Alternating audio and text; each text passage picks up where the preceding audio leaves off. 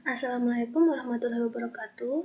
Apa kabar teman-teman semua? Semoga teman-teman dalam keadaan sehat. Perkenankan di sini saya akan membawakan materi dengan judul Apakah memberi sumbangan untuk COVID-19 boleh dibebankan secara fiskal? Baik, dalam mewujudkan pembangunan ekonomi suatu negara yang berkelanjutan, seluruh masyarakat wajib berperan aktif dalam kegiatan kehidupan masyarakat dan kesejahteraan sosial.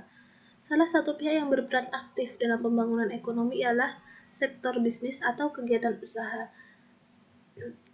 Selain menjadi faktor penting dalam pembangunan ekonomi, setiap kegiatan usaha juga harus memperhatikan lingkungan bagi masyarakat setempat sesuai dengan nilai, norma, dan budaya masyarakat setempat, sehingga secara tidak langsung perusahaan perlu memberikan tanggung jawab sosial kepada masyarakat. Berbicara mengenai tanggung jawab sosial, pada tahun 2020 ini negara kita sedang dilanda pandemi COVID-19. Semoga pandemi ini segera berakhir ya. Baik, pada pandemi COVID-19 ini banyak sekali artis, kemudian selebgram, kemudian pengusaha, kemudian politikus yang melakukan penggalangan dana guna untuk disumbangkan dalam rangka penanggulangan COVID-19. Baik, lantas secara fiskal apakah pemberian sumbangan terhadap penanggulangan COVID ini dapat dibebankan dalam laporan laba rugi perusahaan? Baik, kita akan mengacu pada dasar hukum yaitu Undang-Undang Nomor 36 Tahun 2008, kemudian PP Nomor 93 Tahun 2010, yang ketiga yaitu PMK Nomor 76 PMK 03 2011. Sumbangan apa saja yang diperbolehkan? Baik, nomor 1 yaitu sumbangan dalam rangka penanggulangan bencana nasional. Lantas, apa itu bencana nasional? Bencana nasional adalah peristiwa atau rangkaian peristiwa yang mengancam dan mengganggu kehidupan dan penghidupan masyarakat yang disebabkan baik oleh faktor alam maupun faktor non-alam yang menyebabkan kerugian, korban jiwa, kemudian dampak psikologis.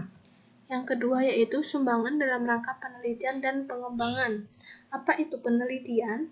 Penelitian adalah kegiatan yang dilakukan menurut kaidah dan metode ilmiah secara sistematis untuk memperoleh informasi, data, dan keterangan yang berkaitan dengan pemahaman dan pembuktian kebenaran atau ketidakbenaran suatu asumsi dan atau hipotesis di bidang ilmu pengetahuan dan teknologi, serta menarik kesimpulan ilmiah bagi keperluan kemajuan ilmu pengetahuan dan teknologi.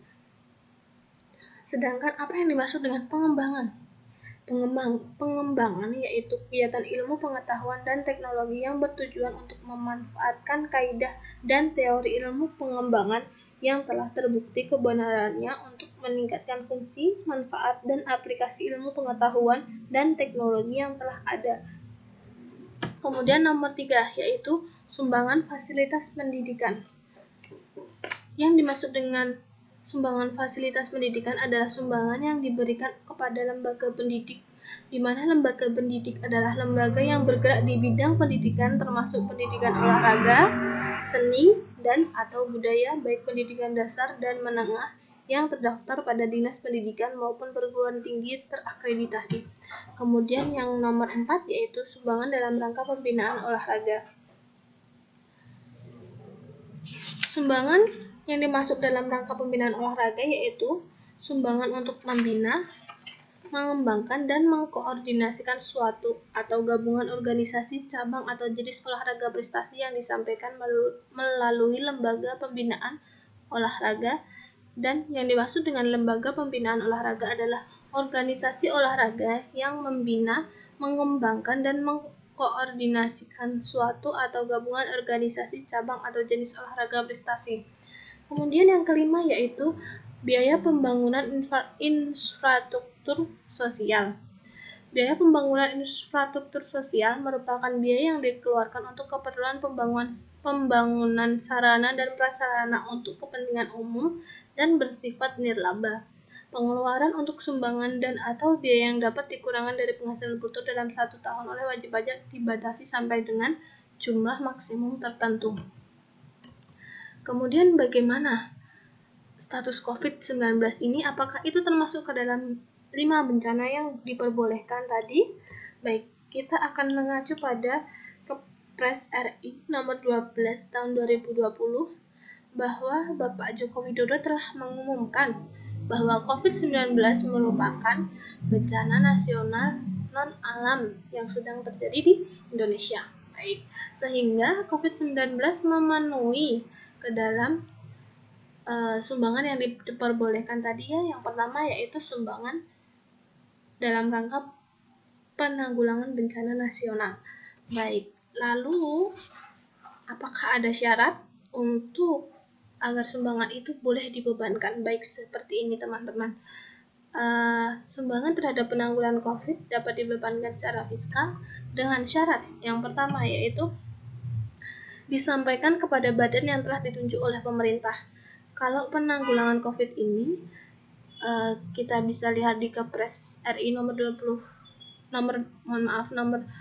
tahun 2020 itu badan yang ditunjuk merupakan gugus tugas percepatan penanganan COVID-19.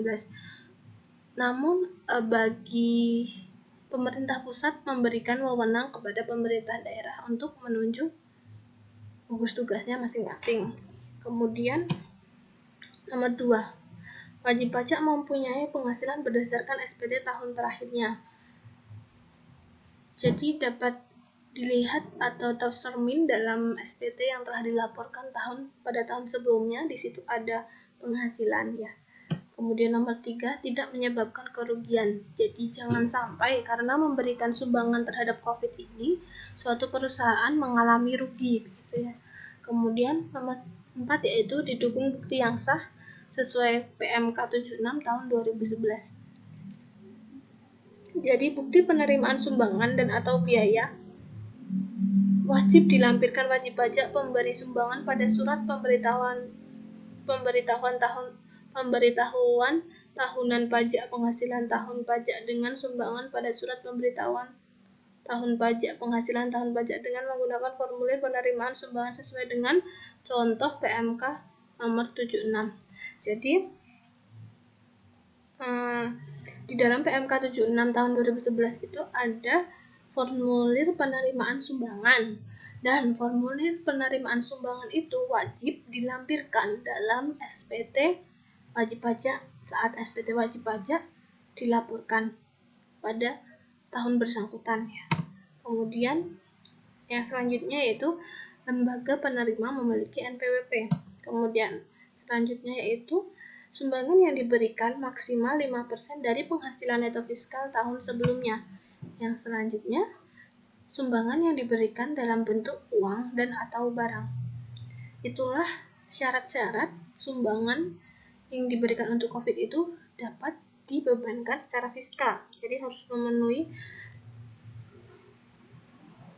ketujuh syarat ini ya. Baik. Mungkin cukup itu yang dapat saya sampaikan. Apabila ada kurang dan lebihnya mohon dimaafkan. Sekian dan terima kasih.